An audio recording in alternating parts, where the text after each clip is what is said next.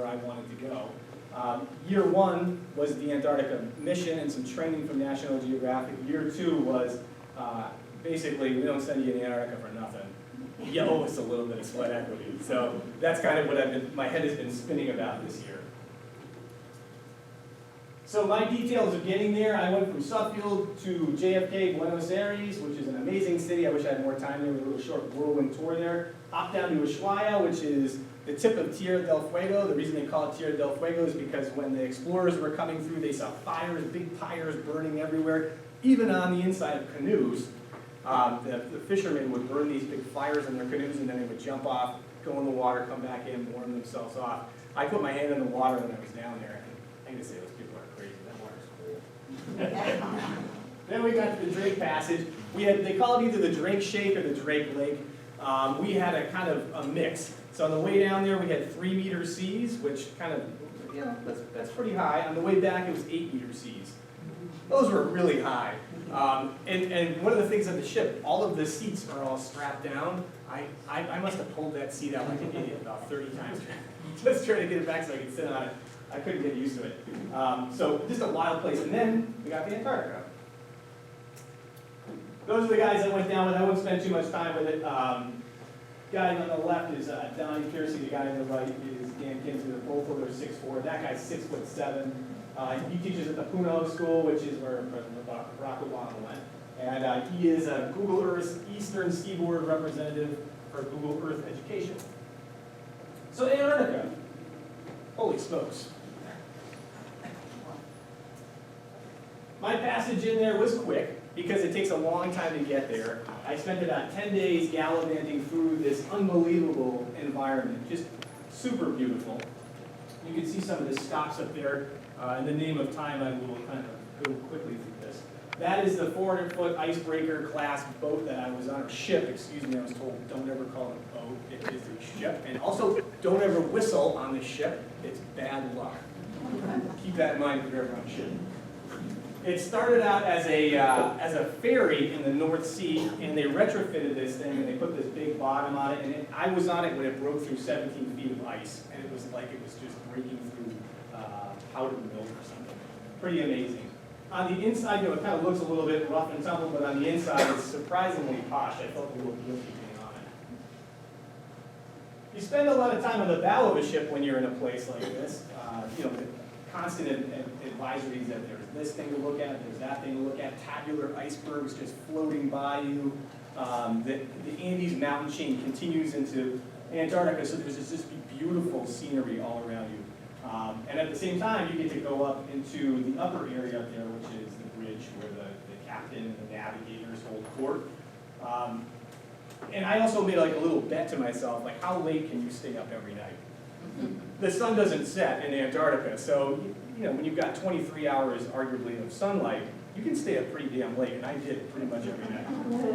So 2 o'clock in the morning, I would find myself deep in conversation with one of the navigators, like, how did you end up doing this as a career? You know, I'm from a little tobacco town where we literally have tractor jams after the harvest happens. And I'm like, how are you doing this? And it's surprising because you have more in common than you would ever think. You know, a lot of these people come from small towns and they just took big leaps, or Providence kind of involved itself in their life, and the next thing you know, they're doing what they're doing. It kind of made me think, like, wow, amazing things are possible. You know, even from guys from Suffield. Here I am in Antarctica. So how do you get to the mainland? Well, you take a 12-foot inflatable Zodiac, and that takes you off to wherever it is you want to go. And when you get there, you might find yourself surrounded by a bunch of penguins, and you're going to know you're there even before you see the penguins because it smells so bad. It's got this kind of marine and ammonia mix that hits you kind of like a wall when you get there. But they're awfully cute, so you know over that. Helen babies, right? So sometimes penguins are sort of solitary, and they not solitary, but they kind of like form big rookeries of one species. But in this case, a lot of times they're mixed together too. So there's some chin strap penguins over there. There's some gentoo penguins on the side, just mixed together. And other times they're a little bit more remote, and you can see this big chloriferous green mat that's around there. That isn't grass growing there because the soil lens there is awfully thin. That's algae that grows based on the amount of poop that is there. Now, scientists actually use the fecal deposit size to figure out how big the colonies of penguins are there. So from space, they can use satellite imagery to estimate how big the population is just based on that. So I guess there is a use for it. That's an Adelie penguin. Now I'm going to touch on this a little bit later. Adelie populations are tanking pretty badly in Antarctica based on how they migrate and what they do for their breeding cycle. That's a chinstrap penguin. And one of the reasons I love that photo is because it's, you know, a little man in a tuxedo. Hi, hi. You know, and they just come right up to you. They have no fear of man. The wings, or the flippers, being held out like that is because there's so much capillary action going on underneath there. They get really hot. 35 degrees is hot for a penguin. So to dissipate that heat, they have all these capillaries underneath their wings, and they allow that heat to dissipate that way. Other things they do is they will lie down in the snow and eat a whole bunch of snow, or they'll roll around in the snow to be able to get rid of that excess heat. And I think that that speaks to their vulnerability in terms of climate change. They are not adapted to warm weather at all. And that's, okay, so that's more common than the pristine penguin you just saw. That penguin is covered in poop. They are a filthy bird. So one of the naturalists on the ship that I was on, he's got this Irish brogue, and he was like, oh, it's like an American rock concert going on, doesn't it look like it? I was like, I don't know what concert you're going to. Luckily they swim a lot, so they watched it right now. And here come my parents, watch.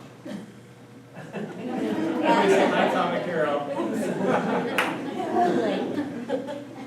So head to toe, they're covered in feathers, a thick downy mat that covers them to keep them insulated from that cold Arctic environment and that cold Arctic water.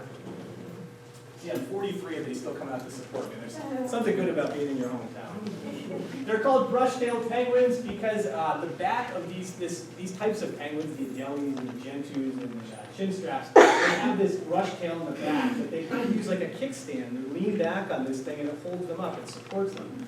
And then right above it, they have a little gland, and they get oil from this little gland. What do you think they use that oil for? Anybody know anything about birds and waterfowl? Feathers?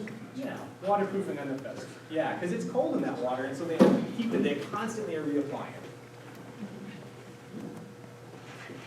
And then, okay, so that's what you see all the time. Penguins get, I think it's more, but yeah, I know there's a biological imperative there, but they steal rocks from each other all day long. All day long. You know, at first I was making jokes about the fact that they can't hold cards with their flippers, so they got to find something else to do.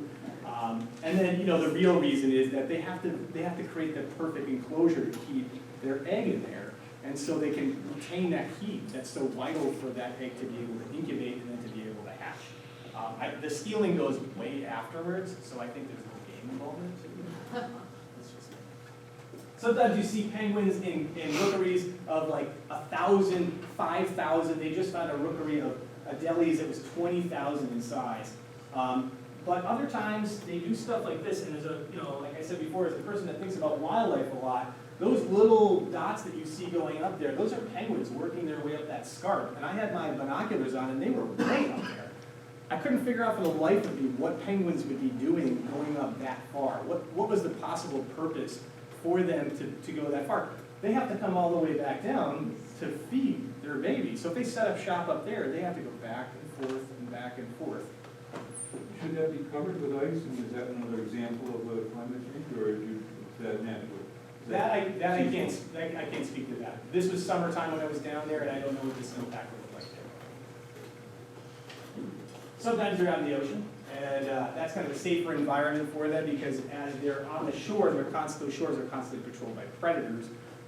We watch leopard seals come up and down, constantly looking for an easy snack. And if you've ever seen a leopard seal actually eat a penguin, whoo, it's gruesome. It's a bite and a bunch of snaps, and that penguin has no fur or no feathers on it anymore, just like that. They got to eat too. So,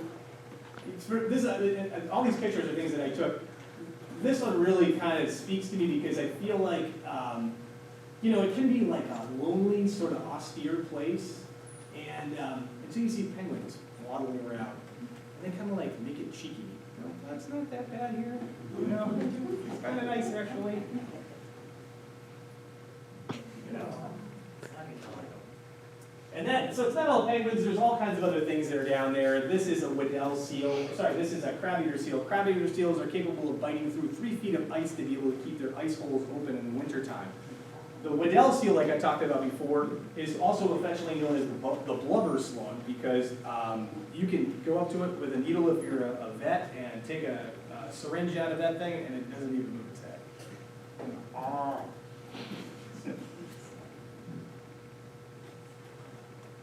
And it wasn't just the wildlife that I saw down there, though I have a particular propensity to pay attention to that. It was also the people. This is Dr. Erin Pettit. Dr. Erin Pettit is a National Geographic explorer. We got to work with Dr. Pettit quite a bit. She's a glaciologist. She has a master's degree in mechanical engineering and a PhD in physics, and she studies the movement of glaciers. M. Jackson was another glaciologist that we got to work with. She's a TED Fellow and also a National Geographic explorer. What it means when I say you're a National Geographic explorer, it means National Geographic has decided that whatever you do is so interesting that they're willing to fund it and publish it, okay? Put it in their magazine or to have it on their websites, et cetera, et cetera. So every time she was going out to do her work, she grabbed us and said, hey, teachers, come with me. And we'd hop on with her and we'd go check out whatever she was doing. And so what she was doing when she was listening to the sounds of the glaciers melting and trying to get a number and some actual data on how fast they were melting by using something called a hydrophone. It turns out that glacier fjords are the loudest, continuously loudest ecosystem on planet Earth. It sounds like a bottle of seltzer when you open it up. That's how loud it is down there. And that's all that bound gas escaping from the ice and bubbling up. And they're able to find out, if not quantitatively, they're able to figure out quantitative results based on how fast these glaciers are melting. They can also look into the salinity, and so we were measuring the salinity of this environment as well to find out how fast it was melting. And this is the area that we did it, a place called Sierra Cove. And when you go through here, it's just a magical experience because the ice is called brash ice, and it tinkles when it comes together. It has this kind of sparkly sound that every time I say the word brash ice, I can hear it in my head a little bit. It's a magical place. One morning we were awoken to this Irish brogue, and I stayed up until about 3 o'clock in the morning talking. I was with those teachers, and we were like, we're going to change education forever. We're going to fix this whole thing, you know? And so I was like, I really got to get some sleep this morning. I hope nothing happens. 5 o'clock in the morning, this guy comes over the announcements, and he says, oh, there's a pod of little B killer whales which are endemic only to Antarctica. And if you want to come see them, now's your time. So everybody ambles out of their room with their cameras on, runs out and goes to take a picture of it. And it was literally like something out of a wildlife documentary. They were harassing a young humpback whale right off the port bow of our ship. You know, we were just, feet from this thing unfolding. And it's a species that only lives down there. This is the only place on planet Earth that it lives. And it's so difficult to find them that they've never recovered an actual body, so they can't find out if it's a true species or a subspecies. That's the nature of Antarctica. When I tried to create lessons for National Geographic recently, I was contacting a whale biologist that was on my ship, the guy that said it looked like an American rock concert gone wrong. And I said, Connor, so what are the numbers for blue whales at this point? What kind of data do you have? And then can you give me some information on krill? Because half of the year he works with National Geographic, the other half of the year he does research on whales. And he said, he said those numbers are almost impossible, Justin. It's so remote, it's so huge, and it's so expensive to figure these things out. So we don't have good information on Antarctica. We don't know what's happening down there. We know that our impact is huge on the Antarctic landscape. For instance, Larsen A, Larsen B, these massive pieces of the Antarctic Peninsula are gone, they've melted. We watched that in my lifetime. What are the impacts on these species? I'll get to that in a minute. So again. Those are blue-eyed shags. which I thought would be an awesome name for a band. Over on this side, that is a wandering albatross, 11-foot wingspan, 45 days at sea at a time by doing something called dynamic soaring, where they basically create a parabola. They dip down, they come back up, and as soon as they run out of energy, they kind of coast a little bit, and they come back down and do it again. They ingest so much salt into their body, too, that they have to get it out because their blood becomes so heavily laden with salt that they have these little two chutes on the side of their beak that they're able to spray this salt out. Another interesting thing about them, too, is that they, like all birds, they have a proventriculus. They use this proventriculus to create a vomit mixture that they spray at their rivals. They also feed it to their children. You can tell I teach high school, right? So in the geophysical year of 1959, 13 countries got together and they decided that they needed to talk about the future of Antarctica. What should happen down there? It took them until 1991 to ratify a treaty saying that it was going to be a place for peace and science. Think about that. Peace and science. That's it. No extraction of minerals, no fossil fuel removal, nothing. No war, continent, peace and science. Okay? Fast forward to 2041. Do we have it to re-ratify that treaty in us? There's copper running down that rock. There are raw materials like crazy. Our desire for material goods like cell phones, I ask my kids, how many phones have you had? And about you freshmen, keep your hand up if you've had 6 phones. It's not uncommon. You know? And not to jump into hyperbole here, but we are mining and extracting from this planet at a rate that would require 2 planets at this point. Our current population is 7.4 billion people, right? It's going to be 9 billion in less than 30 years. Imagine if everybody lived like Americans. Imagine if everybody extracted and had imagine if India came up to the same exact standards as the United States. Where do we get that stuff? How do we supply the world with those things? Right? Think about it. It's an important question.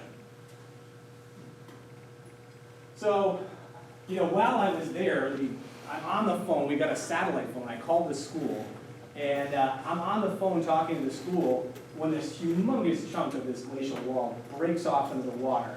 And I was like, "Oh my God, you're not gonna believe what just happened!" And that's actually a photograph of it happening. It's way bigger than my classroom. 87% of the Antarctic Peninsula's glaciers have retreated since 1945. It's melting faster than any place on planet Earth, and it's melting from the bottom. For a long time, scientists thought it was stable. They thought this was a stable place, that it wasn't going anywhere near as fast as other places on planet Earth were. It turns out that that was completely wrong, that it's melting much faster than any place on planet Earth. So, back to our friends. Aren't they cute? That's what's happening with their populations right now. So you can see an enormous drop-off in the Adelis. Now, Adelis, they're not a seasonal resident there. And they set up shop right in the beginning of the Antarctic Peninsula. So they don't go down very far, and because of that, the ice has melted, and they're not able to get the krill and the food that they need. So their populations are plummeting, to the point where they probably will go extinct. The other guys down there, they're doing okay. For now, they're doing okay. Humpback whale populations have skyrocketed down there. Why? Because so much of Antarctica has melted that there's an enormous amount of food available at this point for them to eat. So the synergistic impacts of humans are really difficult to calculate, but you can imagine in the long run, these will play themselves out in pretty negative ways. Am I way over time-wise? A little bit. Should I shut up and go really quick? Yeah? Yeah, it goes fast. Okay, so my solution to this whole thing, as a teacher, I decided when I was a wildlife biologist, what am I doing out here? I'm not that great at science. I'm not going to shake up the world here, but I can talk. I can talk. You can vouch for that. I can talk. And so my hopefully gift for gab will wake up some kids. That was my way to be able to, my hedge against inflation. I felt like I was rearranging deck chairs on the Titanic. You know, what am I doing here? So if you don't care about nature, you're not going to protect it. If you don't have people taking you outdoors, you're not going to do anything about it. That's your job. All of you in here, your grandchildren, your nieces, your nephews, that's your job. Go outside with a little person, hold their hand, and show them. Take them out there. Show them why this is important. Because if you don't, no one else is going to. And I'll close it with a couple more slides here. Kids are spending 50 hours a week now engaged in the use of digital media. Okay? 4 to 7 minutes outside in unstructured play. 7 hours in front of electronics every day. Childhood obesity is at epidemic rates. Of course it is. CDC reports that only 6% of children 9 through 13 play outside on their own. And of course they're not going biking and doing all the kind of stuff that I did when I was a kid that I take for granted. They're indoors. But there's just so many studies that support the incredible benefits of being outside and the importance of nature. So first of all, kids are better problem solvers. They have higher self-esteem, they have longer attention spans. ADHD, I have it, drops precipitously when you go outside. Maybe that's why I'm such a nature nut. Also, when they plant in urban areas in between the median strips, they find that road rage incidences drop dramatically. SAT scores go up when kids are around nature. We are animals, my friends. We are animals. 6,000 years of human civilization. That's all we've got. All of that before was outdoors. That's where we have to go back to. That's the touchstone for all of us. So when we talk about climate change, when we talk about the stuff that these people are bringing up, that's what we're talking about. We're talking about saving our home. And that's really all I have to say.